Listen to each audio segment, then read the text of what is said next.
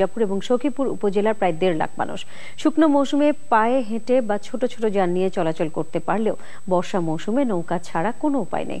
5টি শিক্ষা প্রতিষ্ঠানের শিক্ষার্থীদের প্রতিদিনই পড়তে হয় বিড়ম্বনায়। টাঙ্গাইল থেকে আরো জানাচ্ছেন মুসলিম উদ্দিন আহমেদ।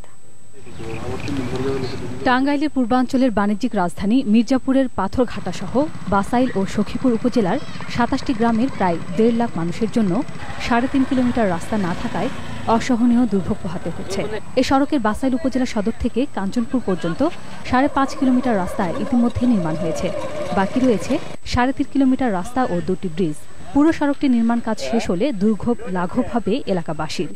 বৃষ্টি হয় তাহলে আমরা টাঙ্গাইল ময়মনসিংহ দ্রুতগতি যাইতে পারবো, এবং এখন আমাকে ব্রিজ না হওয়াতে বর্ষাকালে আমাকে যাইতে হয় মির্জাপুর দিয়ে, না হয় নোলা হয়ে। শুকনা মৌসুমে মানুষ যদিও পায়ে হেঁটে যায়, কিন্তু দেখা যায় বর্ষা মৌসুমে এমনই একটা অসুবিধার সম্মুখীন হয়, বিশেষ করে ছাত্রছাত্রীরা, যে যার ধরুন ছেলেপেলেরা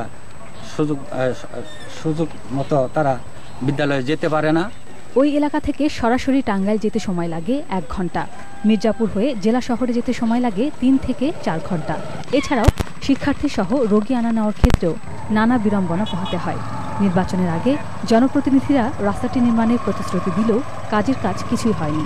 অনেক এমপি সাহেব আয়শা অনেক বক্তব্য দিয়া বলে এই ব্রিজ হয়ে যাবে, কিন্তু আজও পর্যন্ত এই ব্রিজটা বাস্তবায়ন হয় নাই।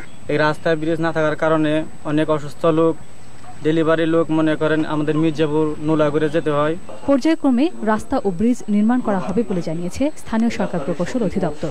ইতিমধ্যে আমরা 5.5 কিলোমিটার রাস্তা এলজিডির বিভিন্ন প্রকল্প থেকে আমরা বাস্তবায়ন করেছি, পাকা করেছি। এই রাস্তাটি আমরা এলজিডি চলমান প্রকল্প থেকে পর্যায়ক্রমে আমাদের উন্নয়ন করার পরিকল্পনা আছে। দুর্ভোগ লাঘবে সড়কটি দ্রুত নির্মাণের দাবি এলাকাবাসীর। National desk, channel I.